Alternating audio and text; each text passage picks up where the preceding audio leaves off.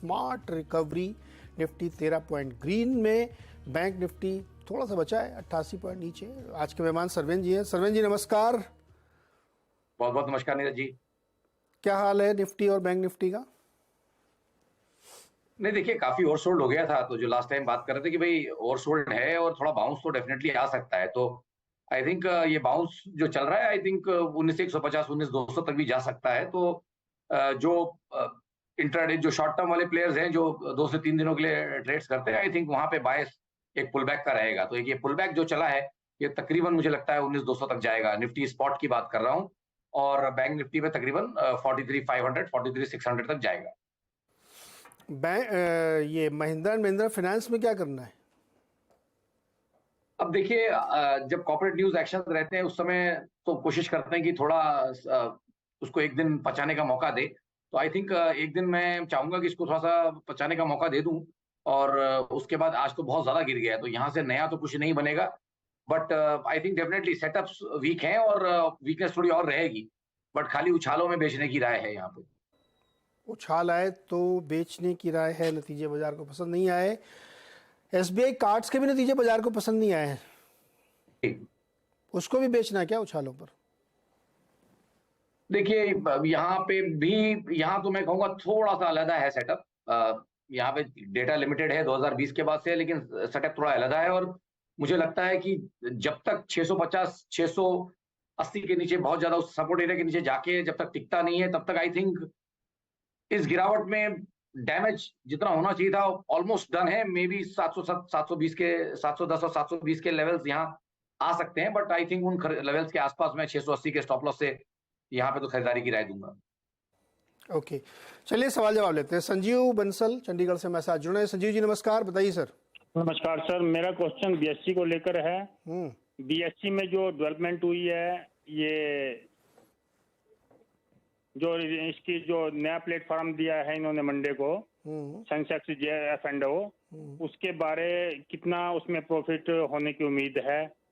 और उसके बाद जो ये नाइट का जो ट्रेडिंग है इवनिंग में, इसकी क्या पोजीशन रहेगी, इसकी क्या अरे अभी नाइट की ट्रेडिंग कहाँ हो रही है? न्यूज तो आ रही है। नहीं, कहाँ अभी न्यूज कहाँ आई? नाइट की ट्रेडिंग थोड़ी आ रही है। उम्मीद है कि ये 10 बजे तक 11 बजे तक होगी शाम को। आपको क्या लगता है होनी चाहिए? आप क्या चाहते हैं? होनी चाहिए सर। अच्छा, आप ट्रेडर हैं कि इन्वेस्टर हैं? जो लोग करना चाहें वो करें, जो लोग नहीं करना चाहते नहीं करें। नहीं, वो तो बात एकदम पते की है। आप ट्रेडर हैं कि इन्वेस्टर हैं? नहीं, मैं इन्वेस्टर हूँ, स्मॉल शॉर्ट टर्म और लॉन्ग टर्म। शॉर्ट टर्म का कौन सा इन्वेस्टर होता है? शॉर्ट टर्म मतलब कितने समय के लिए?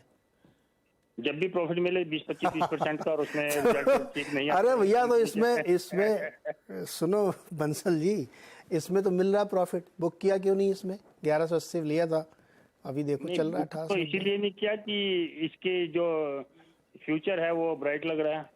फ्यूचर ब्राइट लग रहा है सरवेन जी, बीएससी का फ्यूचर ब्राइट लग रहा है संजीव बंसल जी को। अब बहुत ही मतलब जिसको क्या कहूँ, चालाक टाइप के हैं ये। चल रहा है तो मैं क्यों बेचूं? बिल्कुल सही बात है, क्यों बेचना चाहिए? लॉन्ग टर्म भी है, शॉर्ट टर्म भी है। आप बताइए क्या करें बीएससी में? वो जो खबरें ये पूछ रहे हैं वो तो जब होंगी, नाइट ट्रेडिंग होगी तब देखा जाएगा। स्टॉक में क्या करें? नहीं देखिए, बड़ा मुश्किल, ऐसे में बड़ा मुश्किल हो जाता है जहाँ short term long term mix हो जाए, तो हमारे जैसे लोगों के लिए मुश्किल हो जाता है। बट अब ठीक है, इनको सूट कर रहा है और ये कर रहे हैं तो बहुत अच्छी बात है।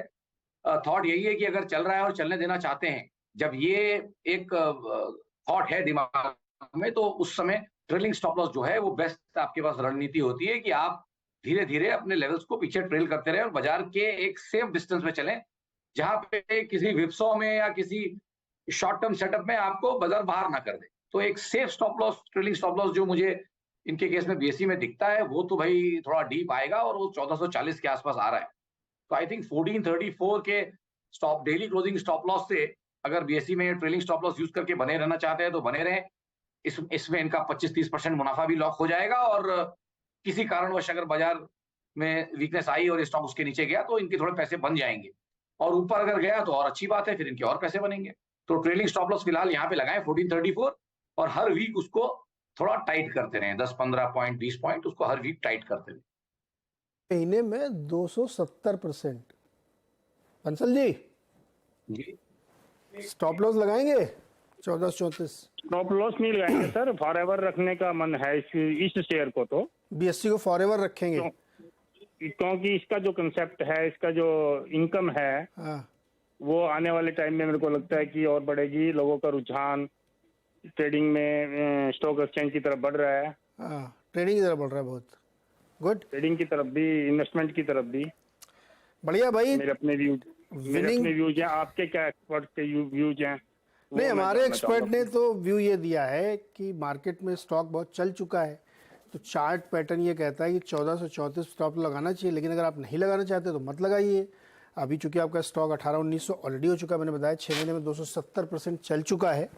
तो खैर ये आपकी चॉइस है कि आप इसको कैसे, लेकिन आप फॉरएवर रखना चाहते हैं तो कोई दिक्कत नहीं है, स्टॉक बढ़िया रिटर्न आपको दे रहा है। चलिए अगला सवाल सूरज कुमार दिल्ली से जुड़ रहे हैं। सूरज जी नमस्कार, बताइए सर। Morning sir. सर मैंने टाटा मोटर्स के 100 शेयर दे रखे हैं हाँ 64 की लीड पे, ओके। और मेरा सर अभी 6% लॉस दिखा रहा है। मतलब अभी मार्केट प्राइस चल रहा है 626, तो मेरे को क्या करना चाहिए? होल्ड रखना चाहिए या सेल कर देना चाहिए? सरवन जी 664 पे लिया इन्होंने, जी क्या करें?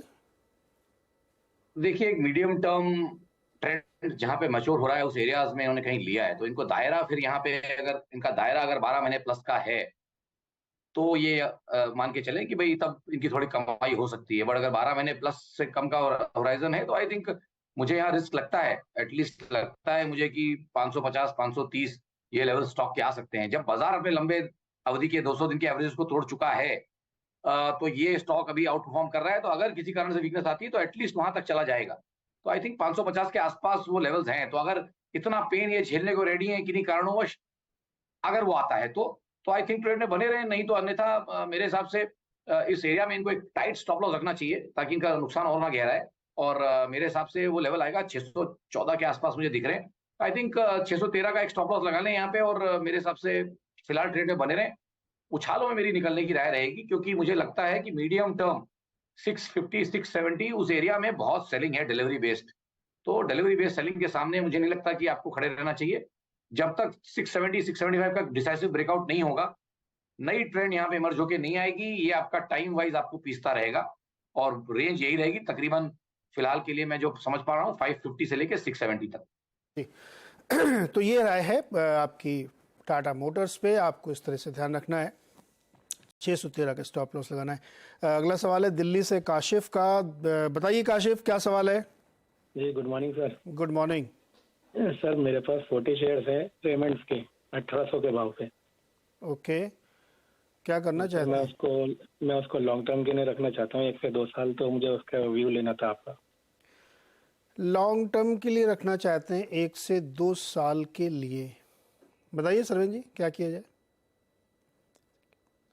देखिए, स्टॉक काफी अच्छा चला हुआ है, बट थॉट यही है यहाँ पे कि भाई ट्रेड में हैं और बने हुए हैं और स्टॉक काफी चला है, तो मेरे हिसाब से ट्रेलिंग स्टॉप लॉस का यहाँ पे इस्तेमाल करें। जब तक, जैसे मैंने बोला, अपनी लंबी अवधि के दायरों को संभाल के रखा है इसने 1600 के आसपास, तब तक आई थिंक पॉजिटिव रखें बायस। बट मुझे लगता है कि इनको एक 1590 पे एक स्टॉप लॉस भी लगा के रखना चाहिए। किन्हीं कारणों से उसके नीचे जाता है तो बड़ा थिनली ट्रेडेड स्टॉक है, निकलना ऐसे स्टॉक्स में कई बार मुश्किल हो जाता है जब आप सोचते हो कि मैं निकल जाऊंगा, बट कई बार वॉल्यूम्स नहीं रहते हैं जब स्टॉक गिर रहा होता है। तो इसमें तो वैसे भी डे टू डे बहुत कम वॉल्यूम्स होते हैं, काफी थिनली ट्रेडेड स्टॉक है मेरे हिसाब से। तो 1590 का स्टॉप लॉस जरूर लगाएं, फिलहाल ट्रेड में बने रहेंगे। ट्रेड में बने रहिए, 1590 का स्टॉप लॉस लगाइए। अगला सवाल है अक्षय अग्रवाल का सूरत से। अक्षय बताइए क्या सवाल है? सर जी, सबसे पहले मैं आपका बहुत बड़ा कायल हूँ। आपका sense of humour and intelligence मुझे बहुत पसंद आता है। सर जी, आपको आवाज आ रही है मेरी? जी जी जी मैं सुन रहा हूँ अक्षय जी, धन्यवाद सर, बताइए। हाँ नीरज जी, मेरा सवाल है जी शिपिंग, मेरे पास 280 शेयर्स है 896। ओके। एंड अनुपम रसायन है 80 शेयर्स 1218 के रेट से।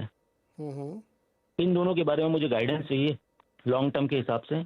प्लस मेरा कॉल प्लीज डिसकनेक्ट मत कीजिएगा, मुझे 2 पॉइंट बतानी है बाद में। ओके, जी शिपिंग के शेयर पे क्या राय बनती है और अनुपम रसायन? सरवेन जी लॉन्ग टर्म के हैं अक्षय जी, इन्वेस्टर, बताइए। जी देखिए जहाँ तक जी शिपिंग की बात रही, यहाँ पे मुझे लगता है कि फिलहाल तो एक अच्छा रन अप इसने देखा हुआ है और थॉट यही है कि ये भी थिनली ट्रेडेड स्टॉक है। जैसे अभी बात कर रहे थे, आज के बाजार में जहाँ लिक्विडिटी इतनी ज़्यादा है, वहाँ पे ये स्टॉक मेरे हिसाब से थिनली ट्रेडेड है और कभी-कभी अच्छे वॉल्यूम्स होते हैं, 2-4 लाख शेयर होते हैं, बट कई बार ड्राई हो जाता है काउंटर। तो ये हमेशा समझ के चलें कि ऐसे स्टॉक्स में अलर्ट रहना ज़रूरी है। फिलहाल ट्रेंड बायस ऊपर है इसमें, तो मेरे हिसाब से ट्रेड में बने रहें।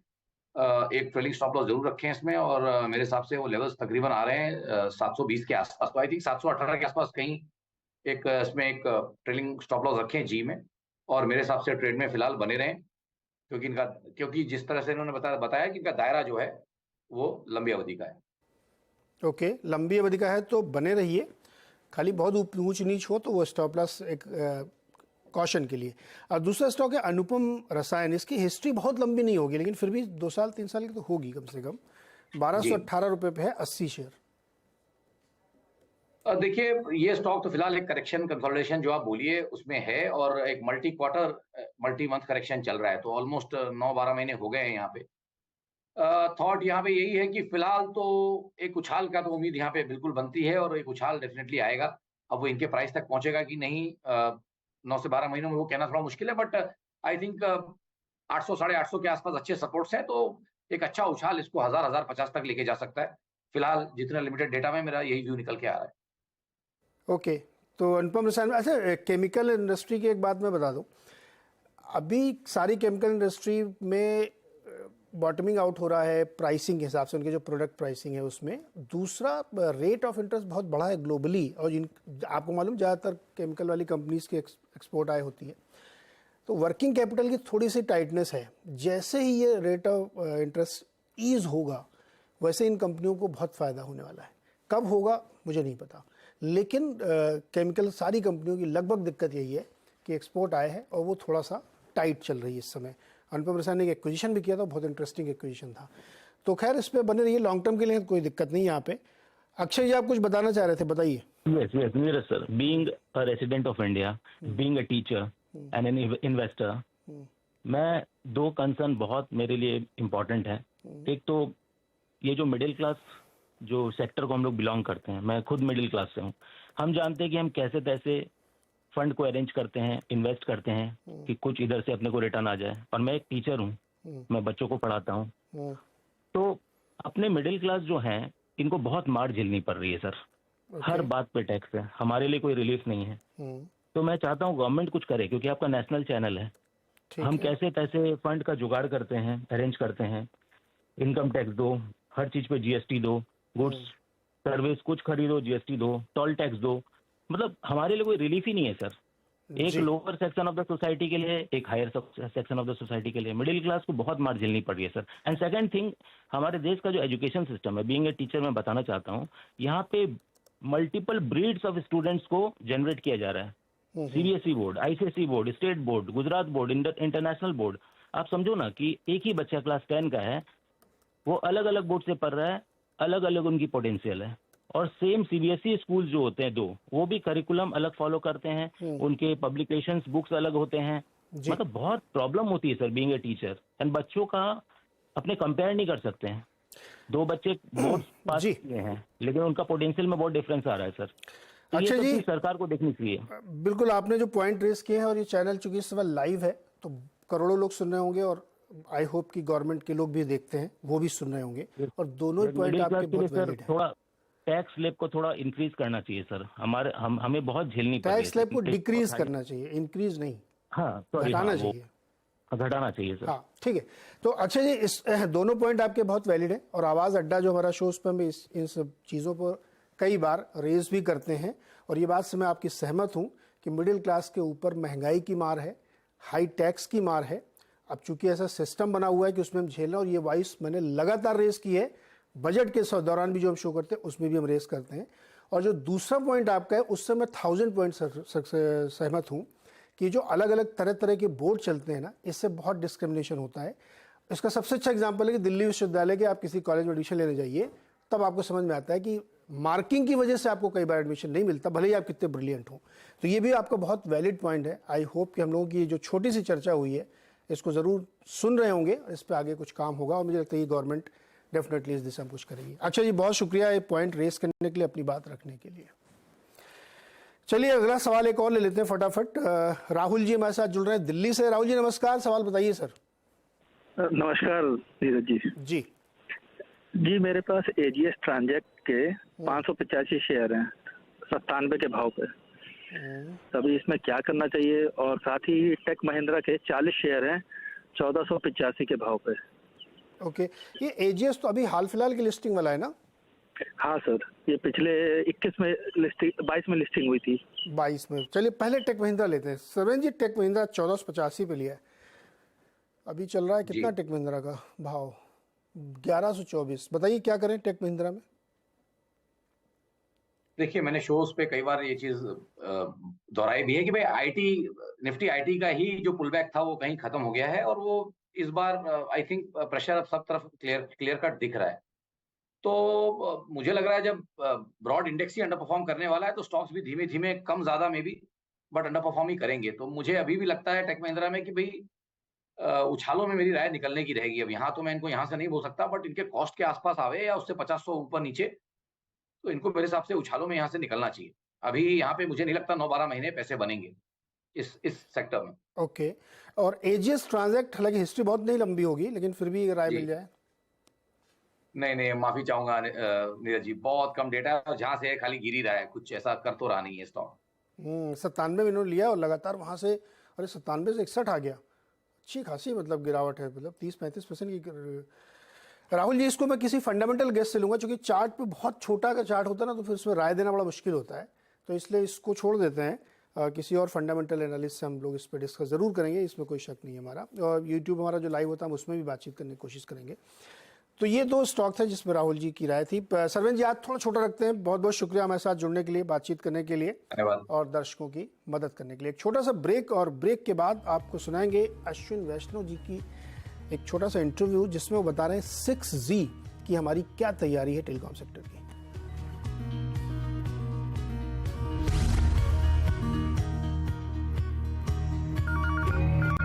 6G को लेकर भारत दुनिया में आगे निकलने की दौड़ पे निकल पड़ा है। हमारे सहयोगी लक्ष्मण रॉय ने एक बातचीत की एक्सक्लूसिव टेलीकॉम और आईटी मिनिस्टर अश्विनी वैष्णव जी के साथ, जिसमें उन्होंने बताया कि अलग अलग टास्क फोर्स बनाए गए हैं।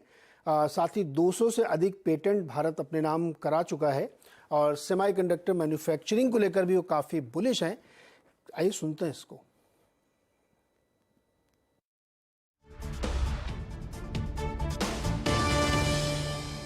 सिक्स जी को लेकर क्या तैयारी सरकार की तरफ से है, रेगुलेटरी फ्रेमवर्क के लिहाज से, इंफ्रास्ट्रक्चर के लिहाज से, किस तरह से आप देख रहे हैं रोल आउट होता है? बहुत अच्छा एक विजन दिया है पीएम साहब ने कि 6G में हमें लीड लेनी है।